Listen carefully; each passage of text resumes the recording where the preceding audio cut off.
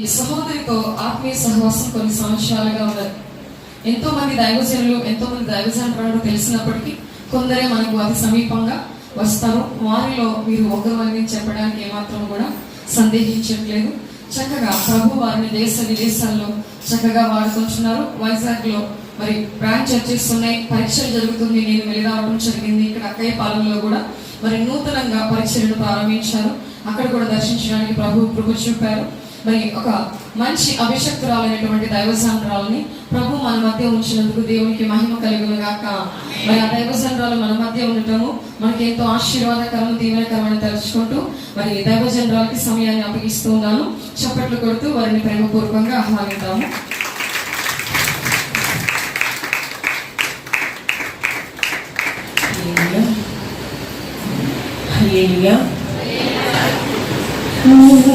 పరిచయను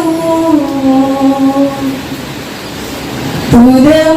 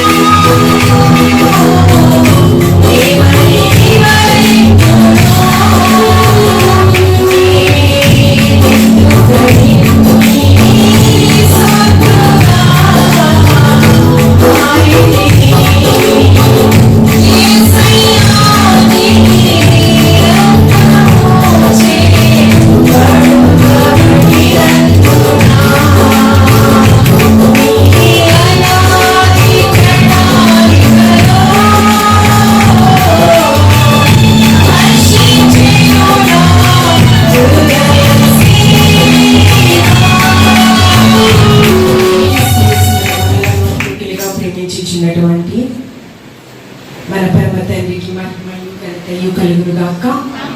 ఆమేన్. బిగ్గరగా చెప్తామా? ఆమేన్. నన్ను మీ మధ్యకు దేవుని యొక్క సన్నిధికి ఆహ్వానించినటువంటి సంఘ గురువర్యులు, వ్యవస్థాపకులు, నీతి సూర్యుని సన్నిధి మినిస్ట్రీస్ ని స్థాపించినటువంటి దేవుని యొక్క ప్రతినిధులు, రామినేని యేసు భక్త అభిషక్తులకు, తండ్రి సమానులకు హృదయపూర్వక వందనాలు తెలియజేస్తున్నాను. అభిషక్తురాలు, సేవకురాలు, దేవునికి మానవులకు మధ్యగా వారధిగా నిలిచినటువంటి అభిషక్తురాలు దీవెన రామినేని సిస్టర్ గారికి, నా చెల్లికి, అదేవిధంగా అక్కగారికి, వారి సంపూర్ణ కుటుంబానికి, సంఘ పెద్దలకు, సంఘమందరికి కూడా హృదయపూర్వక వందనాలు తెలియజేస్తున్నానండి. అందరూ బాగున్నారా? అందరూ బాగున్నారా? చాలా సంతోషం అండి. చాలా సంతోషంగా ఉన్నాము. మేము దేవుని యొక్క సజీవమైన వాక్కులు వినడానికి చాలా ఆసక్తితో ఉన్నాము. క్షయమైన ఆహారం మాకు వద్దు, అక్షయమైన ఆహారమే మాకు కావాలి అన్నవారు బిగ్గరగా త్రియేక దేవుణ్ణి కనపరుద్దాం. మనం హల్లెలూయా, హల్లెలూయా, హల్లెలూయా. వాక్యం చదువుకుని ప్రార్థన చేసుకుని వాక్యం ధ్యానం చేసుకున్నాము. హెబ్రీయులకు రాసిన పత్రిక 11వ అధ్యాయము 24వ వచనం నుంచి 26వ వచనం వరకు మెల్లగా చదువుతాం. మోషే పెద్దవాడైనప్పుడు విశ్వాసమును బట్టి ఐగుప్తీయ ధనము కంటే క్రీస్తు విషయమైన నింద గొప్ప భాగ్యమని ఎంచుకుని అల్పకాలము అంశము, అల్పకాలము పాపభోగము అనుభవించుట కంటే దేవుని ప్రజల కొరకు శ్రమ అనుభవించుట మేలు. చెప్పండి. అల్పకాల భోగ భాగ్యములు అనుభవించుట కంటే దేవుని ప్రజల కొరకు శ్రమ అనుభవించుట మేలు. సర్వ సృష్టికి ఆధారభూతుడా, సర్వనామమును బట్టి మిమ్మల్ని గణపరుస్తూ ఉన్నాము ప్రభువా, నీకు స్తోత్రము. ఏ యోగ్యత లేని వారము, కేవలము ప్రేమనే హేతువు చేత మీ ప్రియకుమారుడైన క్రీస్తుని ఈ లోకంలోనికి పంపించి సిలువ మరణ పునరుద్ధానము ద్వారా నా మా పాపములన్నీ కూడా విమోచించి ప్రభువా, నీ ప్రియబిడలుగా, నీ సొంతైన జనాంగముగా ప్రభువా, నీ సన్నిధిలో యాజక సమూహముగా ప్రభువా మమ్మల్ని ఏర్పాటు చేసుకున్న దేవా, ఏమిచ్చి నీ రుణాన్ని మేము తీర్చుకోగలము ప్రభువా, నీకు స్తోత్రము. సంవత్సరాంతములో ప్రభువా నీ యొక్క వార్షికోత్సవ వేడుకలు ఇంత ఘనముగా నీకు మహిమకరంగా మీరు జరిగించుకున్న దేవా, నీకు వేలాది వందనాలు. యెహోవాను నేనే, నాకు చెందవలసిన మహిమ ఘనత ప్రభావం నేను ఎవ్వరికిచ్చు వాడలు కాను. పరిశుద్ధుడా, నీవు హెచ్చవలసి ఉన్నావు, మేము తగ్గవలసి ఉన్నాము ప్రభువా, నీకు స్తోత్రము. ప్రాణాత్మ దేహములతో నేను ఇప్పటి వరకు మహిమ పరిచి ఉన్నారు ప్రభువా, నీకు స్తోత్రము. వాక్యం అయ్యున్న దేవా, నాతో మాతో సంఘముతో సూటిగా ముఖాంతరముల నుంచి మీరు మాట్లాడండి. వాక్యానుసారమైన జీవితము ప్రతి ఒక్కరికి మీరు దయచేసి ఇచ్చిన రక్షణను చాలా జాగ్రత్తగా కాపాడుకుంటూ కడ వరకు నీకు నమ్మకంగా జీవిస్తూ ప్రభువా నీ రాజ్య స్థాపన కొరకు ప్రయాసపడుతూ అనేకులను నీ వైపు ప్రభావితం చేసేటటువంటి రాయబారులుగా ఇక్కడున్న సంఘ బిడ్డలందరినీ ఆత్మీయతలో ఫలాభివృద్ధిని మీరు చేయమని క్రీస్తు పరిశుద్ధ నామములో అడిగి వేడుకుని ప్రార్థించుచున్నాము తండ్రి, ఆమేన్. విశ్వాస వీరులు క్రీస్తుని కేంద్ర బిందువుగా కలిగి జీవించినటువంటి వారు. మోషే అంటూ ఉన్నాడు, అల్పకాల భోగ భాగ్యములు అనుభవించుట కంటే దేవుని విషయమై, దేవుని కొరకు, దేవుని యొక్క ప్రజల కొరకు శ్రమ అనుభవించుట మేలు అంటూ ఉన్నాడు. ఇది ఫరో సింహాసనాన్ని అధిష్ఠించే గొప్ప ఆధిక్యతను సంపాదించుకున్న వ్యక్తి, రాజకీయ మకుటాన్ని పొందుకున్న వ్యక్తి. జ్ఞాని అటువంటి సొలొమోను గారు దేవుని హృదయాన్ని గెలుచుకున్నటువంటి కీర్తనాకారుడు తన యొక్క కుమారుడు, అయ్యా గొర్రెల దొడ్డిలో ఉన్న నన్ను సింహాసనాశ్రయులు చేశావు కదా, నీ కొరకు మందిరం నిర్మిస్తాను ప్రభువా, దేవుణ్ణి గణపరచాలని లేదు దావీదు, నీ చేతులు రక్తములతో తడిచాయి, నీ హృదయ వాంఛను నీ కుమారుడితో నేను నెరవేరుస్తాను. దావీదు యొక్క హృదయాభిలాష తన కుమారుడు ద్వారా యెరూషలేము మందిరాన్ని కదా నేర స్థాపన చేసేటటువంటి తీర్పరిగా ఉందంట షేబా దేశపు రాణి. ఎందుకు? పరసంబంధమైన జ్ఞానం నాకు కావాలి ప్రభువా. ఆ జ్ఞానాన్ని వెతికాడు. అతనికి ఉన్నటువంటి పేరేంటి? సొలొమోను మాత్రమే. దేవుడిచ్చిన టైటిల్ ఏంటి? పరిశుద్ధాత్మ దేవుడిచ్చినటువంటి టైటిల్ ఏంటి? జ్ఞాని అయినటువంటి సొలొమోను. అనేకులను సంతోష పెట్టే సాధనం అంట. జకరియా ఎలిజబెత్ కుమారుడు కదా, సకల న్యాయ విధుల చొప్పున నిరపరాధులుగా బ్రతికారంట. అతను కుమారుడికి ఇచ్చిన టైటిల్ ఏంటి? యోహానే. పరిశుద్ధాత్మ దేవుడు ఎంతగా కనపరిచాడంటే బాప్తిజమిచ్చు పరలోక రాజ్యాన్ని యేసుక్రీస్తు ప్రభుల వారి కంటే ముందుగా పరిచయం చేసినటువంటి వ్యక్తి. బీడు భూములను సారవంతమైన భూములుగా మార్చడానికి ఏమండి ఒక వ్యక్తి రాబోచు ఉన్నాడు. అతని కంటే నేను చాలా అల్పమైన వాడను, అతడు హెచ్చవలసి ఉన్నాడు. నేను ఆ మహాజ్ఞానవంతుడు అంటూ ఉన్నాడు. ప్రసంగి గ్రంథం 7వ వచనంలో జన్మదినము కంటే మరణ దినమే మేలంట. ఏమంటూ ఉన్నాడు? ఆ మహాజ్ఞానవంతుడు రారాజు కదా, రాజుగా ఒక గొప్ప ఆధిక్యత ఇచ్చాడు. యూదా పెద్దలలో మంచి జ్ఞానాన్ని సంపాదించుకున్నటువంటి యుద్ధ నైపుణ్యం కలిగినటువంటి సౌలు గారు స్వరం తాకిడు ఎప్పుడైతే విందో సంగములతో ఆత్మ చెప్పుచున్న మాట కదా వినాలి కదా. ఇక్కడ సౌలుతో దేవుని యొక్క స్వరం తాకింది. ఏమని తాకింది? సౌలా సౌలా నన్నేలా రుచి చూచి ఎరిగినాను యెహోవా. చుంటే తేనె ధారల కంటే మధురమైన స్వరం ఎప్పుడైతే విన్నాడో అతనంటూ ఉన్నాడు, బ్రతుకుట క్రీస్తే చావైతే మేలు.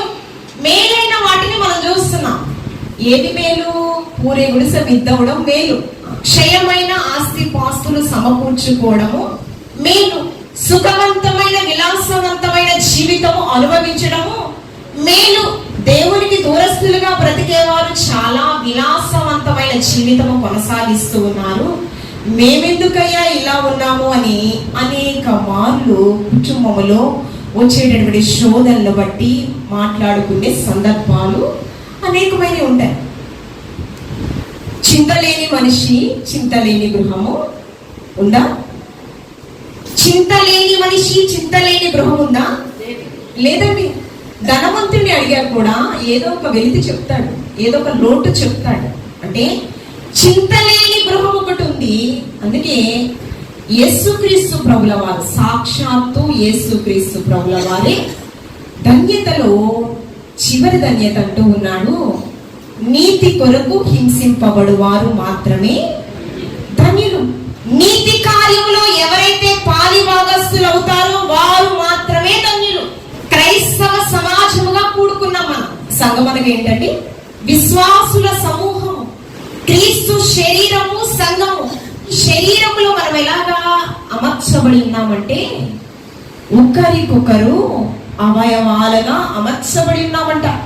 పౌలు భక్తుడు తెలియపరుస్తున్నాడు. క్రీస్తు మనల్ని పరిమళ వాసనగా చేయడానికి, దుర్నీతితో ఉన్న మన జీవితాన్ని నీతి సాధకములుగా సజీవరాళ్ళగా సంఘములో మనల్ని అమర్చడానికి ఆయన ఏం చేశాడో తెలుసా? స్వరక్తం ఇచ్చాడు. పరిశుద్ధ రక్తాన్ని చిందింపచేశాడు. ధవళవన్నుడు రత్నవన్నుడు నా ప్రాణ ప్రియుడు. 10,000 మంది పురుషులలో నా పోల్చదగిన వాడు. ఎలాంటి వాడు? 10,000లో పరిశుద్ధుడైనటువంటి యేసుక్రీస్తు ప్రభుల వారంట 10,000లో సుందరుడు. ఆయన పరిశుద్ధ రక్తాన్ని మన కొరకు, నా కొరకు పరిశుద్ధ రక్తాన్ని ప్రధాన యాజకుడు ఒక మారే బలిగా ఆయన పరిశుద్ధ రక్తము అర్పింపబడింది. క్షయమైన ఈవుల కొరకు వచ్చేవారు క్రైస్తవ సమాజం కాదు. భూ సంబంధమైన ఆశీర్వాదాల కొరకు దేవుని సన్నిధికి వచ్చేవారు విశ్వాసులు కానే కాదు. ధనవంతుడు వాటి కోసమే ప్రయాసపడ్డాడు. సద్బోధకుడా, పరలోకానికి వెళ్ళాలంటే ఏమి చెయ్యాలి ప్రభువా అన్నాడు కదా. ఆజ్ఞలను, తల్లిదండ్రులను సన్మానించు కదా. నీకు ఒకటి కొదువుగా ఉంది, నీ ఆస్తి బీదలకు ఇచ్చేయి. వ్యసనాక్రాంతుడిగా సొడుగుకుంటూ అక్కడి నుంచి. ధనవంతుడేమో క్షయమైన భోగ భాగ్యముల కొరకు ప్రయాసపడి విలాసవంతమైన జీవితం జీవించాడు. కానీ ధనవంతుడు పాతాళములో బీద స్థితిలో ఉన్నాడు. సకల భోగ భాగ్యములు అనుభవించుట కంటే దేవుని ప్రజల కొరకు శ్రమ పడుట మేలు కదా. మనుష్యులు నిందిస్తే, చెడ్డ మాటలు పలికితే, అబద్ధ సాక్ష్యము పలికితే ఆనందించండి, సంతోషించండి. మీ ఫలం ఎక్కడ అధికమవుతుంది? పరలోకమందు మీ ఫలము అధికమగును. క్రైస్తవులు అనే పేరును బట్టి సంతోషించాలి, ప్రభువుని గణపరచాలి.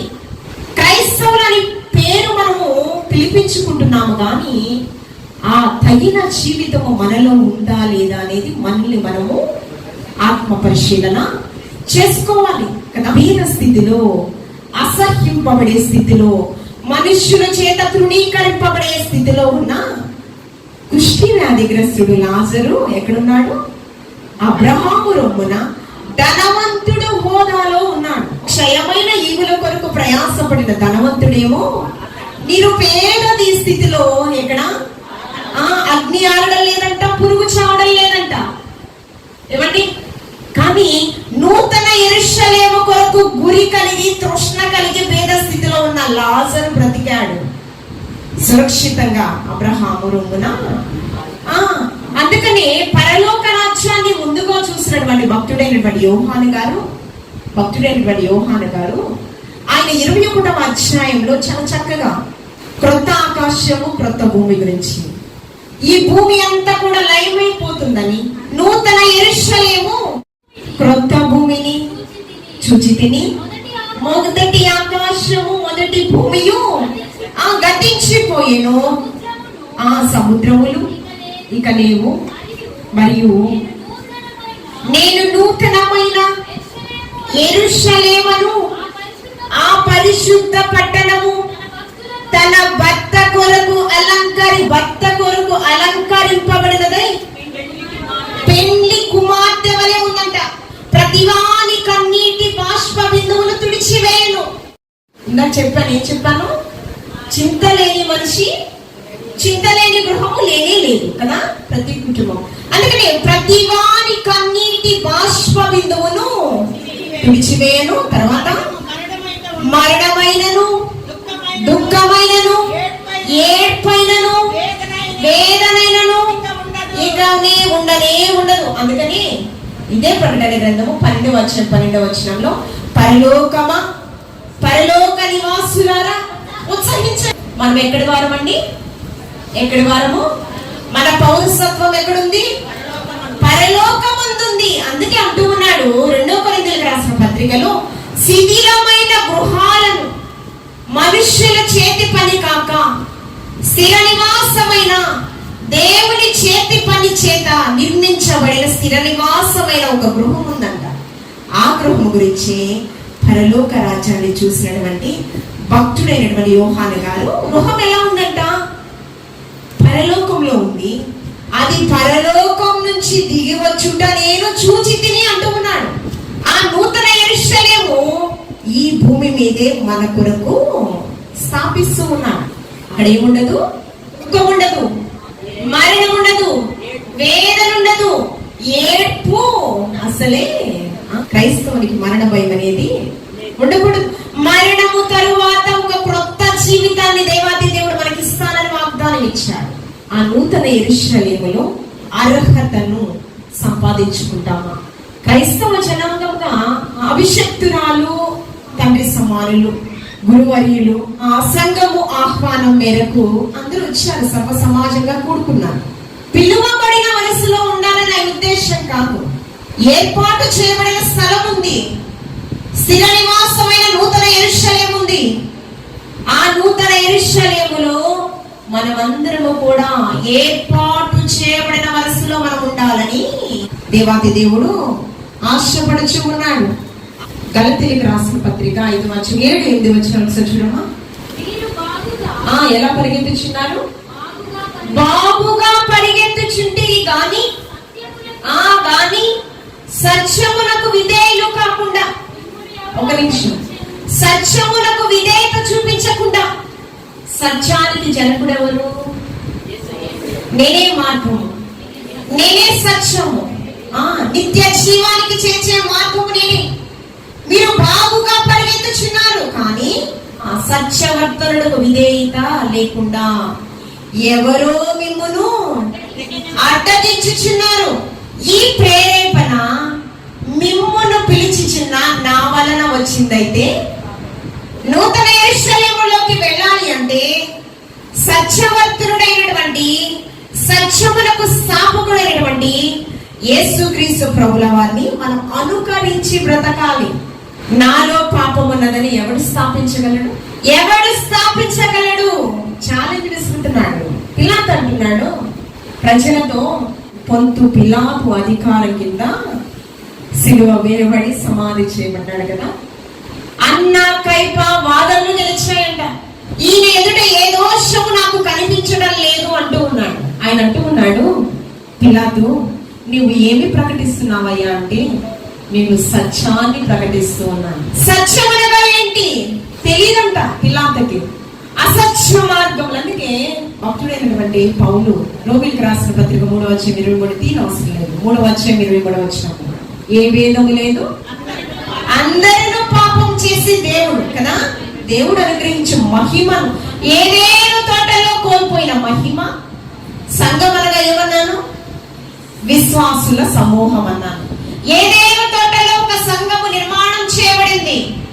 ఈ సంఘము, ఈ కట్టడ మనుషుల చేత నిర్మించబడిన కట్టడ కదండి. కానీ ఆయన కట్టడ ఎలా ఉంటదంటే కలుగునుగాక అంటే కలిగే కట్టడ. శూన్యములో సమస్తములు చూపించగలిగిన సర్వశక్తిమంతుడు. ఆయనకు ఒక పేరు ఉందేంటి? ఆశ్చర్యకరుడు. ఏదైనా చేయగలడు. ఇప్పుడు పాట రాశారు కదా కదా, స్థిరపరచువాడవు, బలపరచువాడవు, పడిపోయిన చోటే నిలబెట్టువాడవు, ఏదైనా చేయగలవు, కథ మొత్తం మార్చగలవు. ఏదైనా చేయగలడు. శూన్యములు సమస్తాన్ని కలుగునుగాక అంటే కలిగింది సృష్టిలో ఉన్న పంచభూతములు, సృష్టిలో ఉన్న జలచర జీవరాశులు సమస్తము కలుగునుగాక అంటే కలిగాయి. కానీ ఆదాము అవ్వలను మాత్రము ఆయన పోలికలు ఒక శిల్పాలు వలి ఆయన చెక్కాడు. కలుగునుగాక అంటే కలిగిన సృష్టి అంతటి మీద అధికారం ఎవరికి ఇచ్చాడు? ఆదాము గారికి. నీవే యాజకుడుగా ఉండు. ఏదేను తోటలో యాజక ధర్మాన్ని ఎవరికి ఇచ్చాడు? ఆదాముకి, అమ్మమ్మలకి ఇచ్చాడు కదా. కానీ అతిశయపడ్డాడు. ఏమండి? సర్పం, ఇందాక చెప్పాను వాక్యం ఏమన్నాడు గద్ది సంఘంతో? బాగుగా పరిగెత్తుచున్నారు కానీ సత్యానికి విధేయులడలా. అంటే సత్యవర్తనుడు మాటకు లోబడడలా. అబ్రహాము విశ్వాసం తండ్రి అంటే ఊరికే అయిపోయాడా అంటే? స్థిరపడిన తరువాత ఏమండి? ఫలాభివృద్ధి పొందిన తరువాత అయ్యా నేను చూపించే దేశానికి వెళ్ళు అనగానే ఏమన్నాడు? మాట్లాడాల. 75 ఏట వృద్ధాప్యం అందున్నాడు కదా. చూపించే దేశానికి మారు మాట్లాడకుండా. ఇక్కడ కూడా ఆదాము అవ్వలు కూడా వినాలి, మారు మాట్లాడకుండా వినాలి. ఎవరు మిమ్మల్ని అడ్డగిస్తూ ఉన్నారు? సత్యం నుంచి మిమ్మల్ని తప్పించడానికి ఎవరు అడ్డగిస్తూ ఉన్నారు? అపవాది జనకుడు. ఏమండి? అసత్యానికి జనకుడు ఎవరు? అపవాది అడ్డగించి ఉన్నాడు కదా. ఆ కోల్పోయిన మహిమను మనకి ఇవ్వడానికి పరిశుద్ధ రక్తము దేని కొరకు? నూతన యెరూషలేము కొరకు, ఆ జీవ కిరీటాన్ని సంపాదించుకున్న కొరకు. అందుకే అపోస్తలుడైన పౌలు గారు ఎఫెసీ సంఘంతో 5వ అధ్యాయము 27వ వచనంలో ఏమంటూ ఉన్నాడు? కళంకము లేనిదిగా, మచ్చ డాగు ముడత లేని సంఘముగా, ఆ నిర్దోషమైన సంఘముగా, ఆ మహిమగల సంఘముగా ఉండాలంటే మన సంఘం ఎలా ఉండాలి? మీరు వచ్చిన వాళ్ళందరూ కూడా మహిమను పొందుకునే విధముగా ఉండాలి మీ సంఘము. మీరు మాట్లాడితే మాటతో, మరియమ్మ తల్లి మాటతో ఏమైంది? మరియమ్మ తల్లి శుభవచనం విన్న వెంటనే మాటతో ఏమైంది? గర్భములో శిశువు ఆనందముతో గంతులు వేసిందంట. రుచికరంగా అంటే సువాసన, పరిమళ తైలముగా. ఏమండి? మనం ఎలా ఉండాలి? మన ప్రాణాత్మ దేహములతో ప్రభుని గణపరిచేవారు. మనం ఎక్కడుంటే ప్రార్థనా ధూపము. అందుకే నిన్న కూడా వాక్యంలో ఇదే చెప్పాను నేను. ప్రార్థనా గవి ఎక్కడుందంట? యాకోబు పడుకున్న స్థలం ఉందంట. దేవదూత వచ్చి మాట్లాడుతుందంట. మాట్లాడుతుంటే దేవదూతలు ఎక్కుతూ దిగుతూ ఉన్నారంట. ఏమండి? దర్శనం చూసిన తర్వాత ఇది పరలోకపు గవినే కానీ వేరొకటి కానే కాదు. సంఘములోనే పరలోకపు గవిని కాదు. క్రైస్తవ సమాజం ఎక్కడుంటే అక్కడే పరలోకపు గవిని.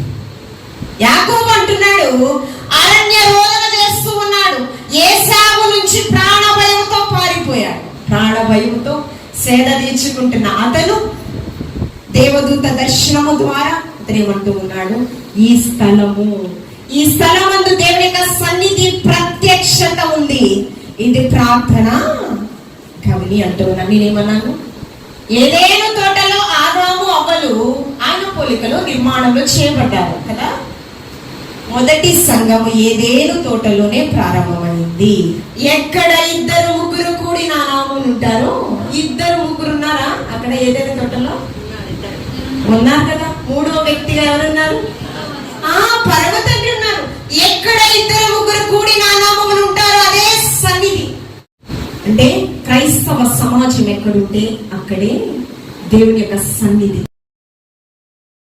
ప్రతి క్రైస్తవ ఆ సంఘంలో ఏముండాలండి? ప్రార్థన అనే బలిపీఠం ఉంటే అది క్రైస్తవ సంఘము అవుతుంది. మీకా ప్రవక్త అంటూ ఉన్నాడు 7వ అధ్యాయము ఆ కింద వచనాలలో, మనుషుడా ఏది ఉత్తమమో మీరు తెలుసుకోవాలి. ఎలా తెలుసుకోవాలి? న్యాయముగా ప్రవర్తించాలంట, కనికరమును నీవు ప్రేమించాలి అంట, దీన మనస్సు కలిగి నీవు దేవుని యొక్క పాద సన్నిధిలో శరణొచ్చాలంట. ఏం చేయాలి? క్రైస్తవ సంఘం, క్రైస్తవులు ఏం చేయాలి? ఆయన కోరుకునేది ఏంటి? అక్రమం ఉండకూడదండి మన జీవితాలలో. దేవుని సంఘములో అక్రమం అనేది వచ్చింది ఒక మారు. నా మందిరము సమస్త జనులకు ప్రార్థనా మందిరం అని మీకు తెలియదా? దీన్ని మీరేం చేశారు? దొంగలు వ్యాపారపు నిలయముగా మీరు చేశారే. వ్యాపారంలో ఏముంటాయండి? అక్రమము, అన్యాయము, మోసము, దగాలు ఉంటాయి. ఇవి ఎక్కడికి రాకూడదు? దేవుని యొక్క మందిరంలోనికే కాదండి, క్రైస్తవులు ఎక్కడుంటే అవి ఉండడానికి, క్రైస్తవ కుటుంబాలలో అవి ఉండడానికి వీలు లేదు. మనుష్యుడా న్యాయంగా బ్రతుకు, కనికరాన్ని ప్రేమించు, తిరిగి కనికరాన్ని పొందుకుంటావు. ఆయన అది కదా, దాన్ని బ్రతుకుతున్నామా లేదా మరి మనము?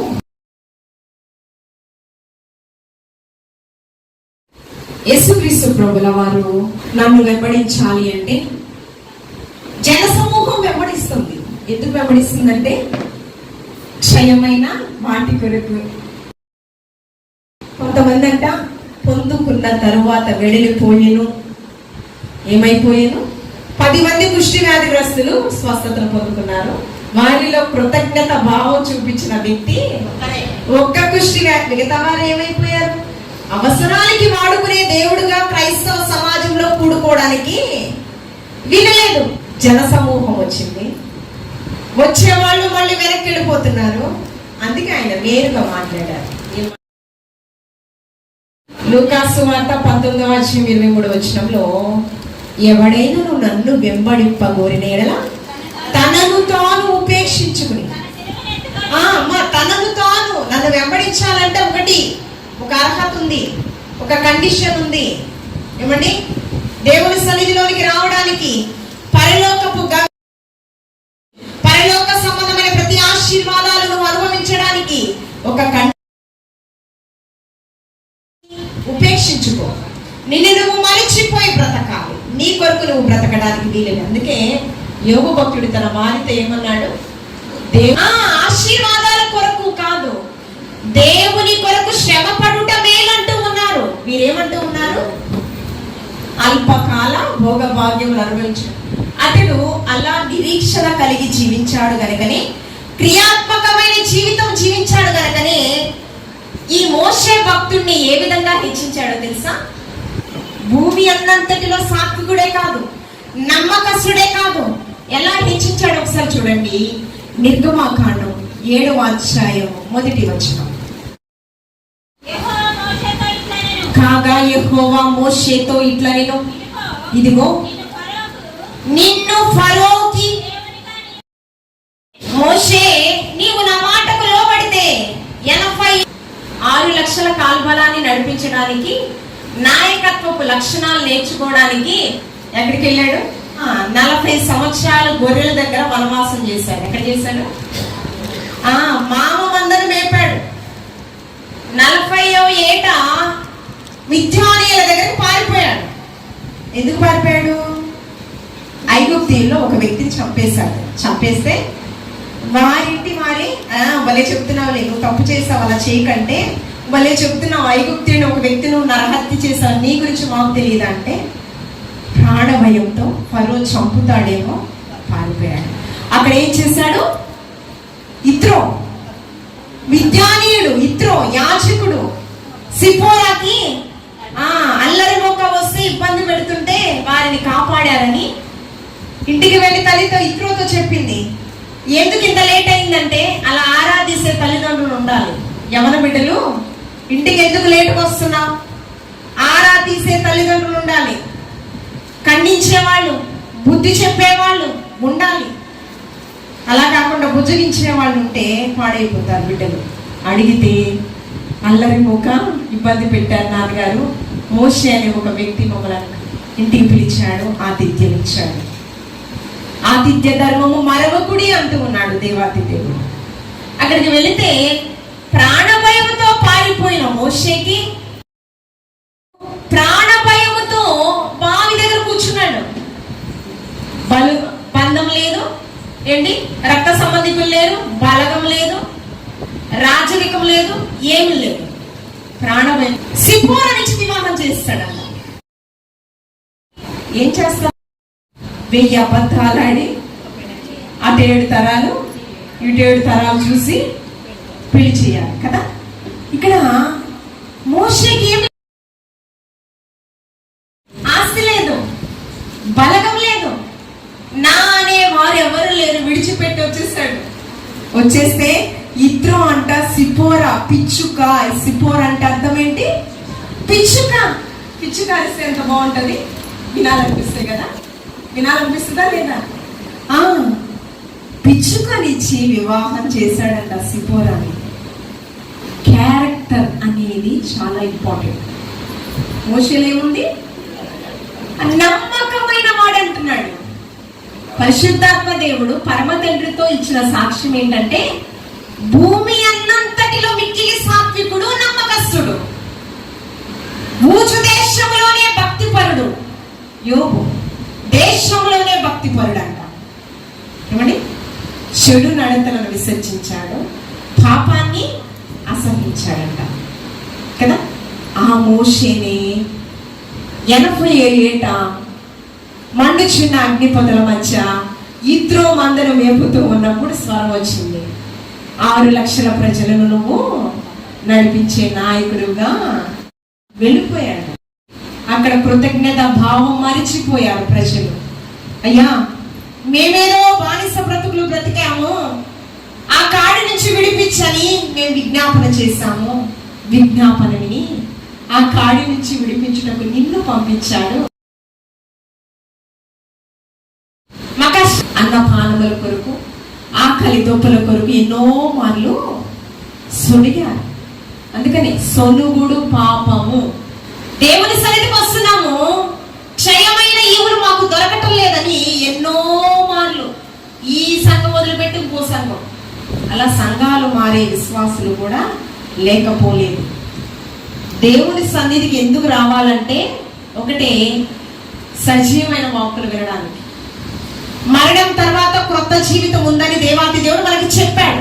జీవ కిరీటాన్ని పొందుకోవడానికి మాత్రమే, నూతన యెరూషలేములో స్థానము సంపాదించుకొనుటకు మాత్రమే రావాలి. పెళ్లిళ్ళ కోసం, ఉద్యోగాల కోసం, ఆరోగ్యం కోసం వీళ్ళకి రావాల్సిన పని లేదు. ఆయన చెప్పాడు, నీతిని రాజ్యాన్ని నువ్వు వెతికితే, నీతిని రాజ్యాన్ని నువ్వు వెతికితే అడుగు వాటికంటే, ఊహించు వాటికంటే నీ ఊహకు మించిన అద్భుతమైన ఆశీర్వాదాలు నీ పట్ల కృమ్మరింపచేయటకు ఆయన సమర్థుడు. పాపం అనే దాసత్వం నుంచి మనకి విడిపించడానికి పరిశుద్ధ ఏమి సంపాదించుకోవాలంటే అపోస్తుల కార్యములు 2:17 వచనం చదువుతాము.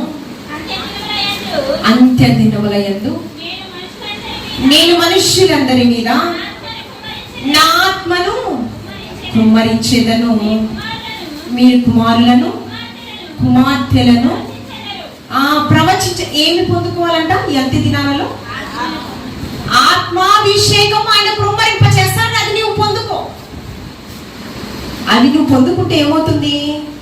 విలాప వాక్యములు, అంతేకాకుండా ఇర్మియా ప్రవక్త రోదనము చే స్త్రీలను కనుగొనుడి, అంగలార్చు స్త్రీలను మీరు పిలవనంపుడి అంటూ. ఎందుకంటూ ఉన్నాడు? వీధులలో చంటి బిడ్డలు లేకుండా చేయటయు, రాజ్య మార్గములో యవనులు లేకుండా చేయటయు అపవాది యొక్క వారిని నాశనము చేయటంట. మరణ దేవత మన కిటికీలు ఎక్కుచు. ఆత్మాభిషేకాన్ని మనం పొందుకుంటే ఏమవుతుంది? సర్వాంగ కవచమైనటువంటి వాక్యము మనము ధరించుకుంటే మనం ఏం చేస్తాము? అపవాదిని ఎదిరిస్తాం. అవునా కదా? ఎందుకంటే మన మీద దురాత్మల సమూహమే ఎలుబడి చేస్తుంది. అంతేకాకుండా విలాప వాక్యములో కూడా రేయి మొదటి చాముని నీళ్లు కుమ్మరించినట్లు ప్రభు సన్నిధిని మీరు కుమ్మరించాలంట కన్నీటితో. ఏం చేయాలి? అక్కడ కూడా వీధులలో చంటి బిడ్డలు లేకుండా చేయటయు, రాజ్య మార్గములో యవనులు లేకుండా చేయటయు అపవాది యొక్క ఉద్దేశమని విలాప వాక్యంలో కూడా పరిశుద్ధాత్మ దేవుడు. ఇప్పుడు నువ్వేమి అపవాదిని ఎదిరించాలన్నా, దేవుని కొరకు బలమైన కార్యాలు నీవు చేయాలన్నా, మరణము తరువాత ఒక క్రొత్త జీవితము నీవు చూడాలన్నా నీవేం సంపాదించుకోవాలి? ఆత్మాభిషేకమును నీవు పొందుకోవాలి. ఈ ఆత్మాభిషేకము కొరకు దేవుని యొక్క సన్నిధికి నీవు, నీ భర్త, నీ బిడ్డలు తరలి రావాలి. వస్తే వచ్చినటువంటి వారు ఎలా ఉంటారు? కొన్ని సంఘములు క్లుప్తంగా మనం ముగించుకున్నాం. పరిశుద్ధ గ్రంథంలో జతపని వారు, మీరు క్రైస్తవ సమాజంగా కూడుకున్నారు కదా. దేనిగా కూడుకున్నారు? క్రైస్తవ సమాజంగా కూడుకున్నారు. క్రైస్తవ సమాజంగా కూడుకున్న మన యొక్క నిరీక్షణ దేని కొరకన్నాను? జీవ కిరీటము, నూతన యెరూషలేములో స్థానము సంపాదించుకున్న కొరకు. ఈ యొక్క తిమోతి గారు తన పత్రికలలో మొదటి తిమోతి రాసిన పత్రిక 3వ అధ్యాయము 5వ వచనం. 3వ అధ్యాయం 5వ వచనం. ఎవడైనను తన ఇంటి వారిని బాగుగా ఏల నేరకపోయిన ఎడల ఏలా సంఘమును పాలించును. ఏం చేయాలంట? నేనేం చెప్పాను? ఏదేవి తోటలో మొదటి సంఘము, ప్రతి క్రైస్తవ కుటుంబం ఒక సంఘము. అక్కడ ఏం చెప్పాను? ఎవడైనను తన ఇంటి వారిని బాగుగా ఏల నేరకపోయిన ఎడల, నేను క్రైస్తవ సమాజానికి చెందిన వ్యక్తిని అని చెప్పుకోవడానికి అర్హత ముందేం చేయాలి? నీ కుటుంబంలో నీవు ఘనత వహించాలి. నీ కుటుంబంలో నీవు ఇచ్చినటువంటి ఆధిక్యతను నీవు కాపాడుకోవాలి. తర్వాత సర్వ సమాజం ఎదుట నీవు క్రైస్తవుడుగా రోషముగా నిలబడాలి. ఇంటి వారిని బాగుగా ఏల నేరని వాడు ఏలా సంఘాన్ని, నీ ఇంటిలో ఆత్మీయ జీవితం ఉండాలి. ఆత్మీయ సజీవ రాళ్ల వలె నీ కుటుంబం ఉండాలని అంటూ ఉన్నాడు దేవదేవుడు. ఆ సజీవ రాళ్ల వలె ఉన్న మనము సంఘములు ఎలా ఉంటాయంటే కొన్ని మాటలు మనం చూద్దాం.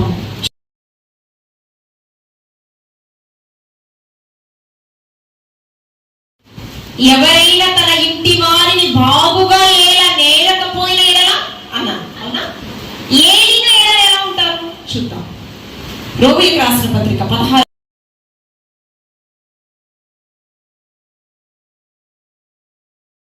3వ వచనం చదవమా.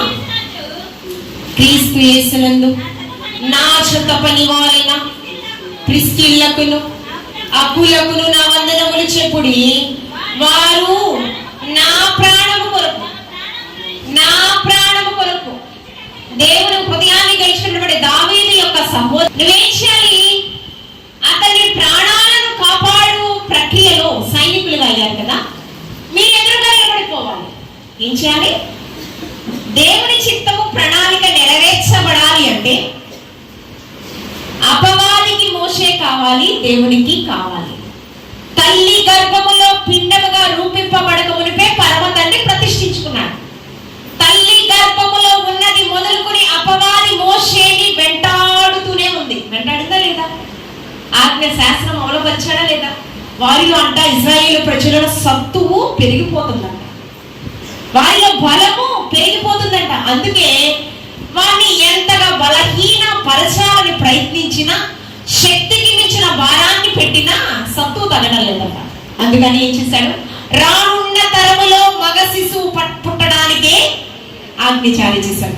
ఏ విత్తితే అదే పంట కోస్తావని ఇజ్రాయేల్ ప్రజలను బాధ పెడితే ఏమంటే యుద్ధము యెహోవాదే అని 10 తెగుళ్లతో చివరి తెగులేంటి?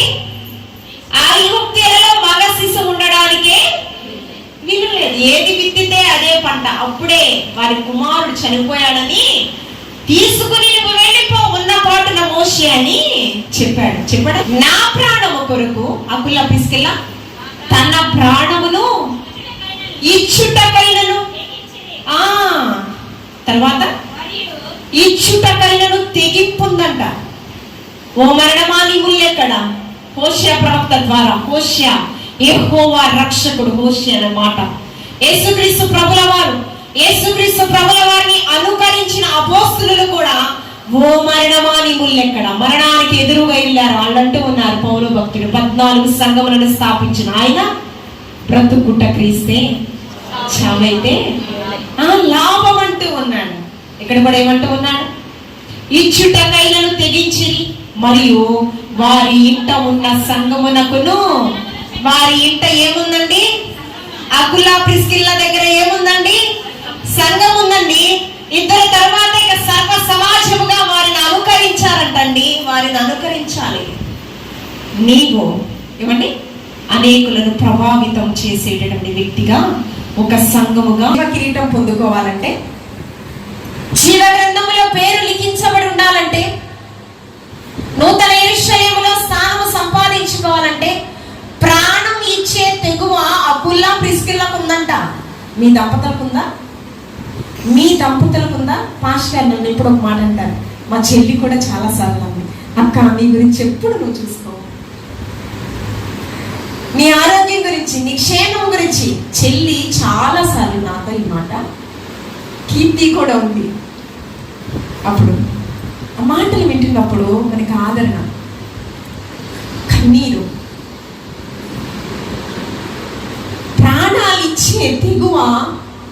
ప్రాణాలిచ్చే తెగువ ఘనమైన వివాహ వ్యవస్థలో స్థిరపరచబడిన క్రైస్తవ సమాజముగా కూడుకున్న మనకుందా? మా పాప బాబు చాలా సార్లు అన్నారు, చర్చి కడుతున్నామమ్మా, టైంకి ఫీజు కట్టలేదు అని సార్స్ అడుగుతున్నారు అని అన్నారు. అయినా మాకేం భయం లేదమ్మా, ఒక 2 years వాళ్ళకి పాకెట్ మనీ కూడా సరిగ్గా ఇచ్చేదని కాదు. ఎందుకంటే దేవుని పట్ల నాకు ఎంతో వాంఛ.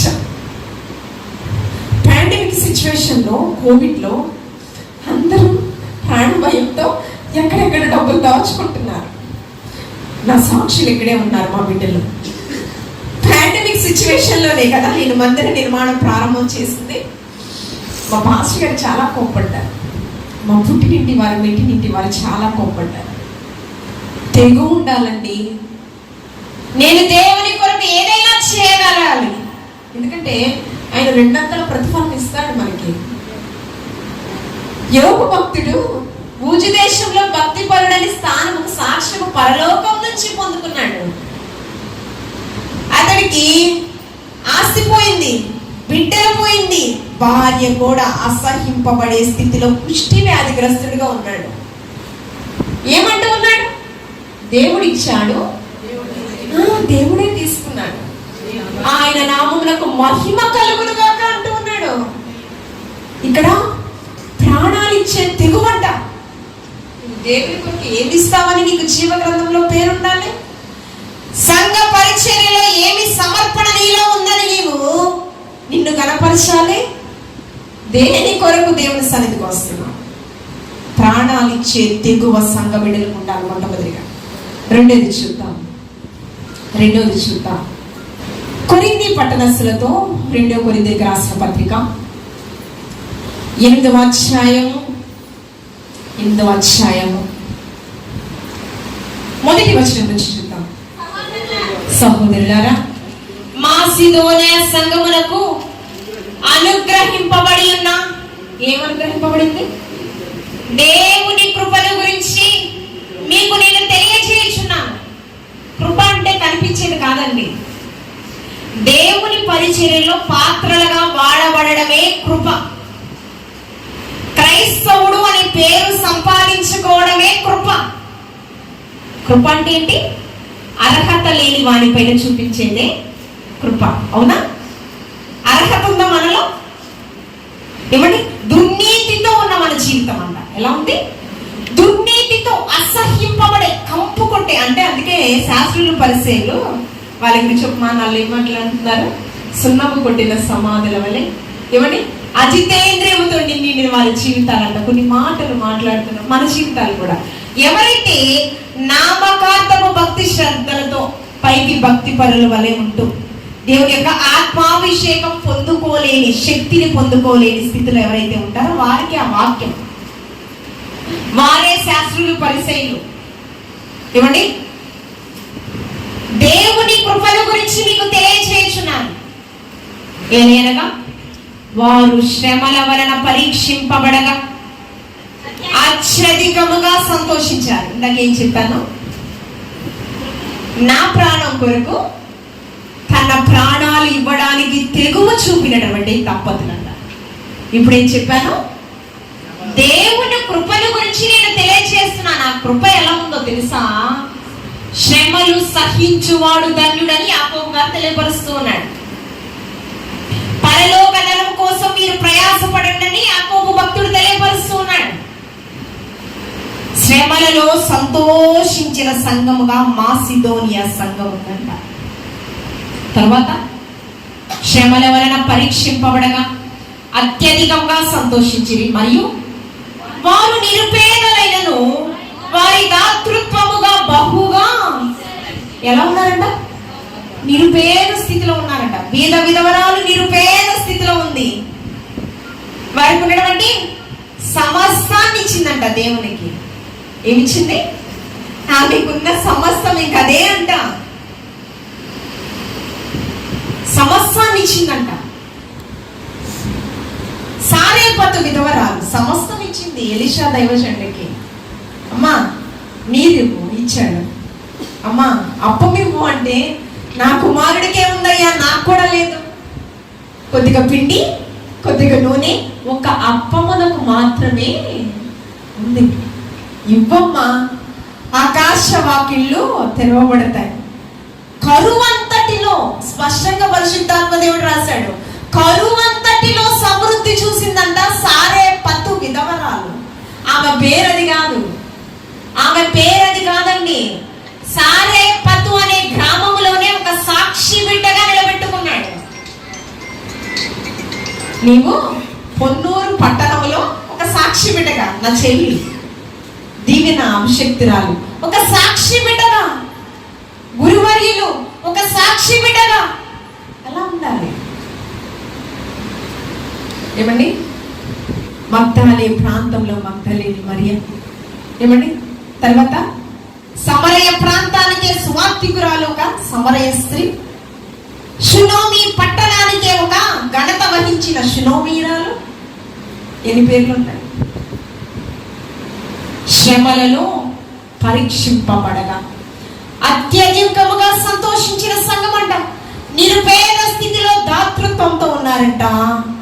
వారి కుటుంబంలో సమృద్ధిని చూశారు. సారేపతు విధవరాల జీవితంలో సమృద్ధిని దయచేశాడు. అంతేకాకుండా ఈ కృప విషయంలోను, పరిశుద్ధుల కొరకైన పరిచర్యలో పాలు పొందు విషయంలోను మనపూర్వకంగా మమ్మును వేడుకొనుచు వారు తమ సామర్థ్యము కొలది కాక సామర్థ్యము కంటే ఎక్కువగా తమంతట తామే, ధనము కాదండి, ధనము కాదండి, దశమ భాగం ధనమే కాదండి, యాజకులకే కాదండి బాధ్యత.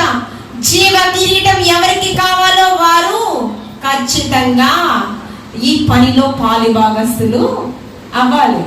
దశమ భాగం నీ ధనము కాదు. స్టెఫన్ అంటున్నాడు, ఆకాశము సింహాసనము భూమి పాదపీఠంగా చేశాడు.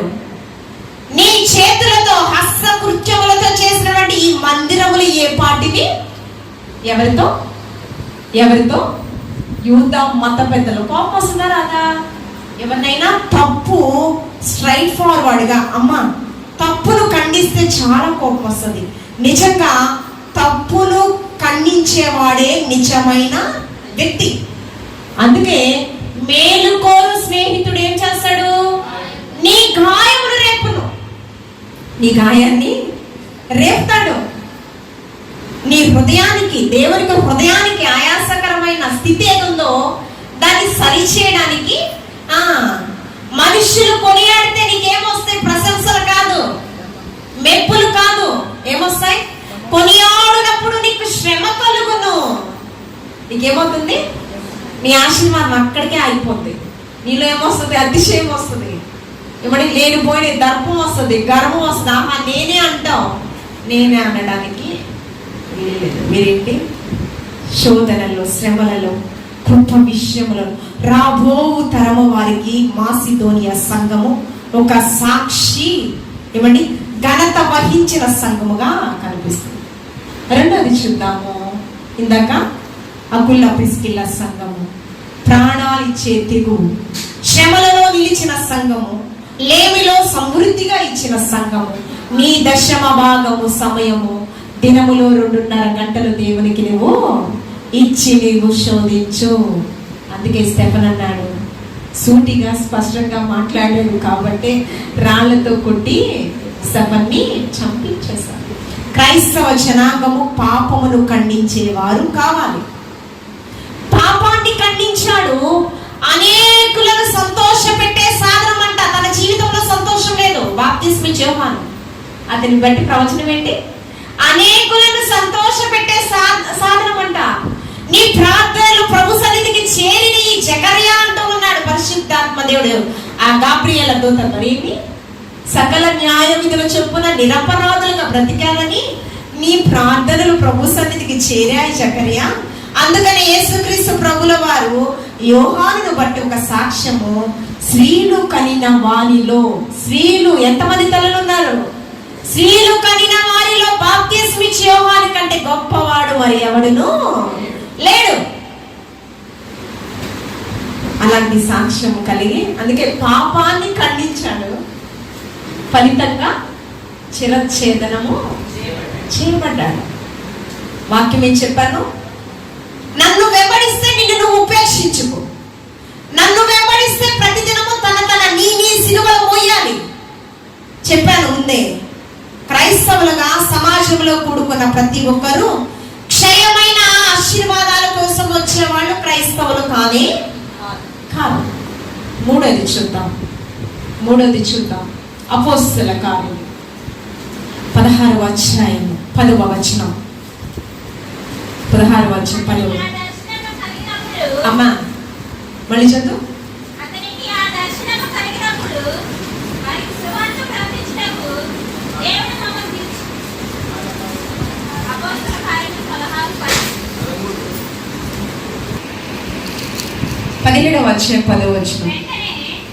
అమ్మా వెంటనే సహోదరులు రాత్రి వేళను పౌలు సీలను బెరయకు పంపించిరి. వారు వచ్చి యూదుల సమాజ మందిరములో ప్రవేశించిరి. వీరు తెసలోనికలో ఉన్న వారి కంటే గనులై ఉండిరి. ఆగండి, బెరియా సంఘస్థులు ఎలా ఉన్నారంట? తెసలోనిక సంఘము కంటే ఘనత వహించిన సంఘం అంట. ఎందుకు? చదువు. ఆసక్తితో గనుక ఆసక్తితో వాక్యమును అంగీకరించి పౌలును సీలయును చెప్పిన సంగతులు అలా ఉన్నవో లేవో అని ప్రతిదినము లేఖనములను పరిశోధించుచు, వాక్యమై ఉన్న దేవుడు, వాక్యము మనల్ని బ్రతికిస్తుంది, నిత్య జీవానికి చేర్చే మార్గమై ఉన్నది, జుంటె తేనె దారుల కంటే మధురమైనది. ఏమండి?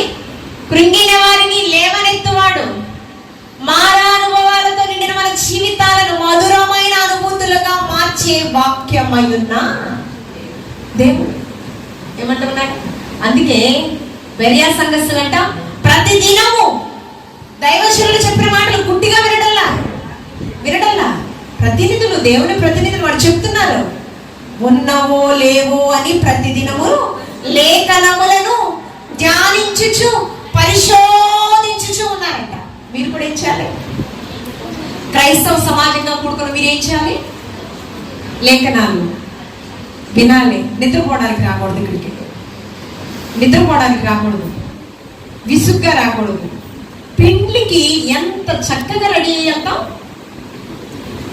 పెళ్లికి ఎక్కడ లేని ఉత్సాహం, మొరకలు అన్నీ వస్తూ ఉంటాయి. ఏమండి, అప్పు చేసి అదే ఇల్లు కట్టి చూడు, పెళ్లి చేసి చూడు అని ఊరినే అనట్లా. ఏమవుతుందంట, ఇల్లు కడితే సంవత్సరం వరకు, పెళ్లి చేస్తే సంవత్సరం వరకు ఏముంటాయంట, అప్పులు ఉంటాయంట. ఏం చేస్తాం, మన బిడ్డల కోసం శక్తికి మించిన కొలది ప్రయాసపడుతూ చేస్తాం. అవునా కదా? అవన్నీ ఏమంటున్నాడు దేవుడు, ఆ గృహాలన్నీ కూడా శిథిలం అయిపోతాయి. ఆ గృహాలు, ఆ ఘనమైన వివాహ వ్యవస్థను పరలోకం నుంచి పరమ తండ్రి ఏర్పాటులో, ప్రణాళికలో జరిగింది. మొదటి వివాహం ఏదైనా తోటలో జరిగింది. ఏదైనా తోటలో ఆయన చిత్తానుసారంగా జరిగింది. ఆ చిత్తానుసారంగా జరిగితే వెనువెంటనే వచ్చిన ఆశీర్వాద వచనాలు ఏంటి? మీరు ఫలించండి, అభివృద్ధి పొందండి, విస్తరించండి, భూమిని స్వతంత్రించుకోండి. దేవుని చిత్తానుసారంగా జరిగితే వివాహము, ఆశీర్వాదాలు ఆటోమేటిక్ అలా కుమ్మరింప పడతాయి. ఏమండి, అందుకని మనం ఏం చేయాలి? మనుష్యుల్లో, లోకంలో ఉన్నాం కదా, లోకం చొప్పున వెళ్ళిపోవడానికి అనడానికి వీల్లేదు. లోకం నుంచి మనల్ని ప్రత్యేకపరుచుకున్నాడు దేవాది దేవుడు. ప్రత్యేకమైన జనాంగము. ఒకటేం చెప్పాను, సంఘము అకుల్లా ప్రిస్కిల్లా ఏం చేసింది? తన ప్రాణాలే ఇచ్చిందంట. మరొక సంఘం ఏం చేసింది? మాసిదోనియా సంఘము శ్రమలలో సంతోషించింది, బీద స్థితిలో కూడా సమృద్ధిగా ఇచ్చింది. ఇక్కడ ఏం చెప్తున్నాను? బెరియా సంఘము ఘనత వహించిన సంఘం అంట. ఈ సంఘం ఏం చేసింది? లేఖనాలను ప్రతిదినము ధ్యానిస్తూ పరిశోధించే సంఘం. ఇక్కడున్న క్రైస్తవులుగా పిలువబడుతున్న మీ అందరికి కూడా దేవాది దేవుడు ఒక గొప్ప ఆధిక్యత ఇస్తున్నాడు. మీరు రాజులైన యాజక సమూహం. ఎవరి సమూహము? యూదా రాజు యొక్క సమూహం మనం. అందుకే ఒక వాక్యం చదువుకుని ముగించుకున్నాం. చూడండి, మొదటి యోహాను ప్రకటన గ్రంథము 1వ అధ్యాయము 6వ వచనం. ప్రకటన గ్రంథము 1వ అధ్యాయము 6వ వచనం చదవండి. మనలను ప్రేమించుచు తన రక్తము వలన మన పాపముల నుండి మనలను విడిపించుటకు మహిమయు ప్రభావములను యుగ యుగములు, మనల్ని ప్రేమించి మనకు రక్తాన్ని చిందించిన ఆయన కంట మహిమయు ఘనత ప్రభావములు యుగ యుగములు కలుగును గాక. ఆమేన్. తర్వాత ఆయన మనలను తన తండ్రి యొక్క దేవునికి ఒక రాజ్యముగాను యాజకులుగాను ఏం చేశాడు? దేవుడికి ఎలా ఉన్నామంట? పరలోక రాజ్యము మన ద్వారా నిర్మింపబడాలి. దేవుడికి ఏం చేసుకున్నాడు? మనల్ని ఒక రాజ్యముగాను యాజకునిగా చేశాడు. ఇది ఎక్కడైనా ప్రవచనం ప్రారంభంలో ఇచ్చాడు. ఆ ప్రవచనం నెరవేర్పు ఇక్కడ జరిగింది. ప్రారంభంలో ఇచ్చిన ప్రవచనము పంచకాండాలలో నిర్గమాకాండము 17వ అధ్యాయము 6వ వచనం. ఇది చదివి మనం ముగించుకున్నాం. నిర్గమాకాండము 17వ అధ్యాయం.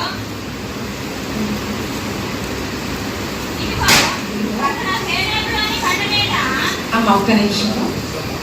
19వ అధ్యాయం 7వ వచనం. 19వ అధ్యాయము 6వ వచనం. సమస్త భూమియు నాదే కదా, మీరు నాకు యాజక రూపమైన రాజ్యముగాను. ఏం చెప్పాను ఇందాక తండ్రికి ఏం చెప్పాను? రాజ్యముగాను యాజకునిగాను ఎవరికి చేసుకున్నాడు? పరమ తండ్రికి మనల్ని కదా. ఎవరి ద్వారా?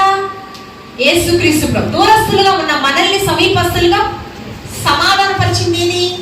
పరిశుద్ధ రక్తం కదా.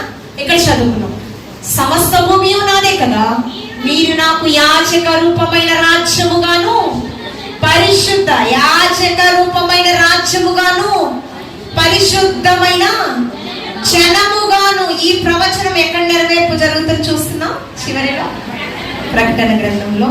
కాబట్టి మనము ఎలాగా ఈ రాజకీయ మకుటాన్ని దేవాది దేవుడు ఇస్తానని ఇచ్చాడు వాగ్దానం. కెరూబుల షెరూబుల మధ్య, దేవదూతల గణముల మధ్య యేసుక్రీస్తు ప్రభువారు పరిశుద్ధుడు, తండ్రి కుడి పార్శ్వంలో ఉండి కొనియాడబడుతూ ఉన్నాడు కదా.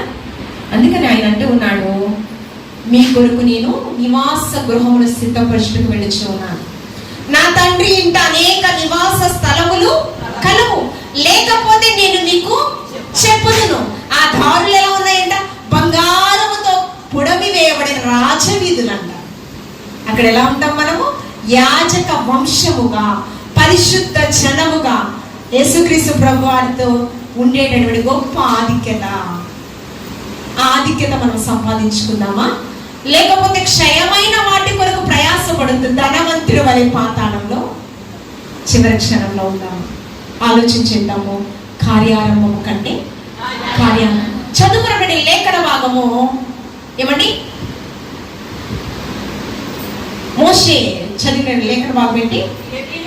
ఫరో సింహాసనము కంటే, సకల భోగ భాగ్యములు అనుభవించుట కంటే, క్రీస్తు కొరకు అల్పకాల భోగ భాగ్యములు అనుభవించుట కంటే, క్రీస్తు కొరకు దేవుని ప్రజల విషయమై శ్రమ అనుభవించుట మేలు. మనము కూడా దేవుని చిత్తానుసారంగా దేవునికి మానవులకి మధ్య వారధిగా నిలిచిన క్రైస్తవ సమాజంగా పిలువబడిన, ఏర్పాటు చేయడం మనము నమ్మకమైన వరుసల బల, నమ్మకమైన మంచి కుమారుడు, మంచి కుమారుడు, ఆ దేవుని చిత్తాన్ని నెరవేర్చి ఆ సాక్ష్యమును పొందుకుని ఆ జీవ కిరీటాన్ని పొందుకునే వరుసలో మనము జీవిద్దాము. అట్టి కృపలో మీరందరూ కూడా నీతి సూర్యుని సన్నిధి మినిస్ట్రీస్ లో ఉన్న ప్రతి ఒక్కరు అట్టి కృపను పొందుకొందురు గాక.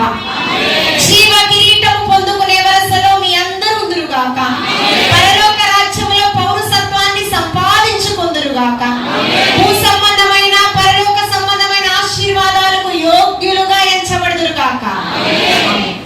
ప్రేమ నమ్మకం కలిగిన మా కన్న తండ్రి స్తోత్రము. వాక్యమైన దేవా, మాతో సంఘముతో నేను మాట్లాడిన విధంగా బట్టి వందనాలు ప్రభువా. సంవత్సరము జరుగుచుండగా ప్రభువా, నా పట్ల, సంఘం పట్ల నీ ప్రణాళికలు నూతన పరచబడుచున్నవి. నూతన కృపలతో, నూతన ఉజ్జీవము ప్రభువా, నూతన తలాంతులతో నీ ప్రిబిడలు నేను బలపరిచి అడుగుచు ఉన్నాను. ప్రతి ఒక్కరికి ఆత్మీయ నేత్రములు మీరు వెలిగించమడుగుచు ఉన్నాను. నీ ఆత్మాభిషేకంతో నింపుకోమడుగుచు ఉన్నాను ప్రభువా. నీకు స్తోత్రం. సమర్పణతో ప్రభువా, నీతి సూర్యుని సన్నిధి మినిస్ట్రీస్ ని ప్రభువా పరిచర్యను కొనసాగిస్తున్నటువంటి తండ్రి సమానులు గురువర్యులు రామినేని యేసు భక్త మాస్టర్ గారిని మంచి ఆరోగ్యము దయచేయండి. వారు నిలిచిన ప్రతి ఒక్క స్థలాన్ని మీరు పరిశుద్ధపరచండి ప్రభువా. నీకు స్తోత్రము. సంఘ సరిహద్దులు విశాలపరచండి ప్రభువా. నీకు వందనాలు. వారిని అనుకరించే జ్ఞానము సంఘానికి మీరు దయచేయండి ప్రభువా. నీకు స్తోత్రం. అభిషక్తురాలు ప్రభువా, దీవెన రామినేని సిస్టర్ గారు, పాస్టర్ గారు మీరు బహు బలముగా నీ పరిచర్యలో వాడుకోమరడుచు ఉన్నాను ప్రభువా. ఆత్మీయ సహవాసంలో మాకు దయచేసిన దేవానికి వందనాలు. నీ రాకడ పర్యాంతం వరకు కూడా ఇటు సహవాసంలో కొనసాగుతూ ప్రభువా, నీ రాజ్య విస్తరణ కొరకు మేము ప్రయాసపడుతూ అనేకములు ఆత్మలను నీ వైపు ప్రభావితం చేసేటటువంటి వారిగా ప్రకటించు స్త్రీలు సైన్య సమూహం, ఆ సమూహంలో మమ్మలను ఐక్యపరిచిన దేవానికి వందనాలు. మా ద్వారా అనేక మంది స్త్రీలు, అనేక మంది పురుషులు ప్రభువా నీ వైపు ప్రభావితం, మరి ముఖ్యంగా అనేక సంఘములు ప్రభువా నీకు స్తోత్రము ఆత్మీయతలో ఫలాభివృద్ధి చెందే విధముగా అటువంటి సాక్ష్యము ఈ సంఘంలో ఉన్న ప్రతి ఒక్కరికి మీరు దయచేసి నీ రాకడలో ఎత్తబడే సంఘముగా, వధువు సంఘముగా ఈ నీతి సూర్యుని సన్నిధి మినిస్ట్రీ సంఘాన్ని మీరు ఏర్పాటు చేసుకోవాలని క్రీస్తు పరిశుద్ధ నామంలో అడిగి వేడుకుని ప్రార్థించుచున్నాము.